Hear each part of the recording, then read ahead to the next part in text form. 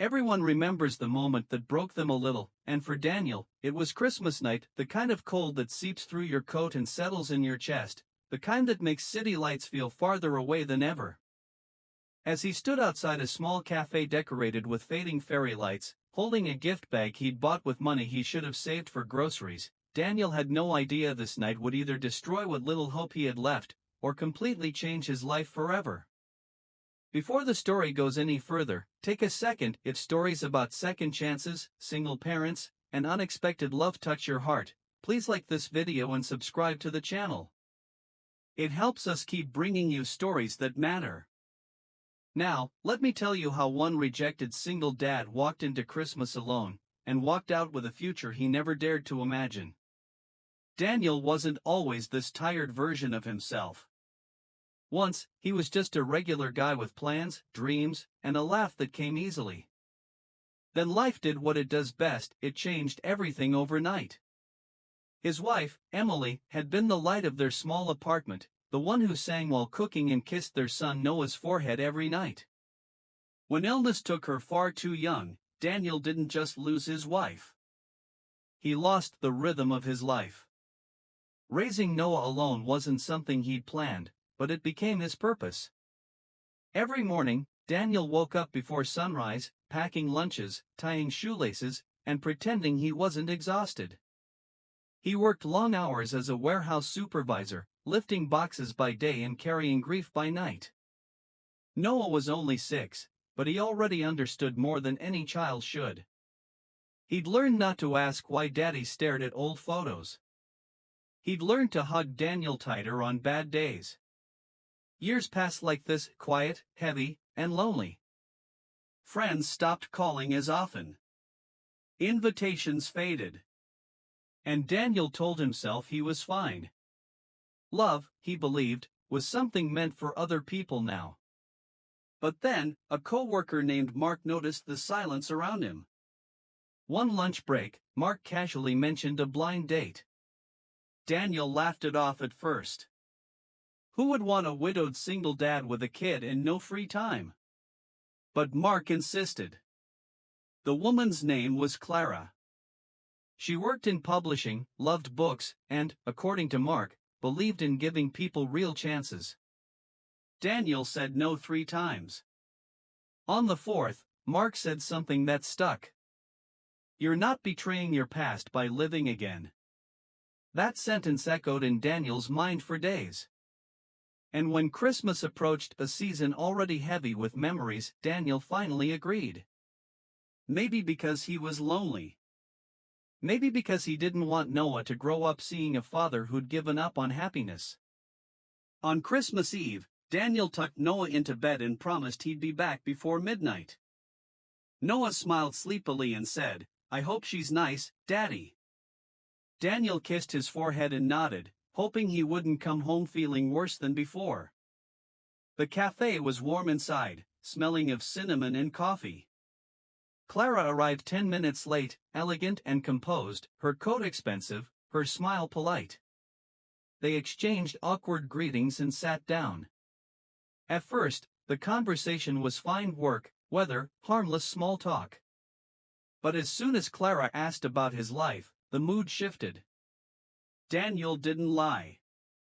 He talked about Noah. About being a single dad. About losing his wife. He spoke carefully, calmly, not asking for pity. But Clara's eyes changed.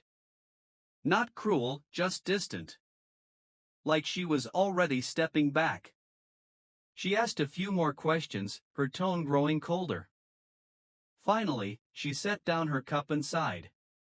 "I think you're a good man," she said, avoiding his eyes. "But this is a lot.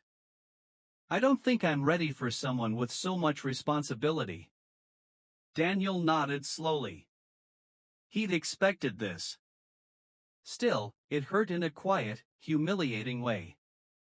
He paid for his coffee, wished her a Merry Christmas, and walked out into the freezing night before she could say anything else. Snow had started falling. Daniel stood under a streetlight, blinking rapidly, telling himself he was fine. He'd been rejected before, by job applications, by life, by fate. This was nothing new. But something about Christmas made loneliness louder. He walked toward the bus stop, clutching the gift bag. Halfway there, he heard footsteps behind him. "Daniel, wait." He turned around. Clara stood there, coat pulled tight, breath visible in the cold. For a moment, neither spoke. "I'm sorry," she said softly. "I handled that badly." Daniel shrugged. "You were honest. That's okay." She hesitated, then said, "Can we walk for a minute?" They walked slowly, snow crunching under their shoes. Clara looked nervous now, less polished than before. "My parents divorced when I was young," she began. "My father left, started another family, and pretended we didn't exist. I promised myself I'd never be second place to anyone. Never compete with a past, or a child, or a memory." Daniel listened quietly. "But when I saw you walk away," she continued, voice shaking, "I realized something. You weren't asking me to compete. You were offering honesty, stability, love. And I ran because I was scared." They stopped walking. Clara looked at him, really looked at him this time. "I don't know what the future looks like," she said. "I don't know how to be part of a ready-made family. But I know this: good men like you are rare. And walking away felt like the biggest mistake of my life." Daniel's heart pounded. He'd prepared himself for rejection, not for this. "I'm not asking for promises," she said quickly. "Just a second chance." They stood there as snow fell between them, and for the first time in years, Daniel felt something warm spread through his chest. Hope. Careful, fragile, but real. They talked longer that night. About fears. About boundaries. About Noah. When Daniel finally went home, it was past midnight. Noah was asleep on the couch, wrapped in a blanket, waiting. Daniel carried him to bed and whispered, "She was nice." What followed wasn't a fairy tale. It was slow, awkward, and real. Clara met Noah weeks later, nervous and unsure. Noah didn't instantly adore her. He tested boundaries.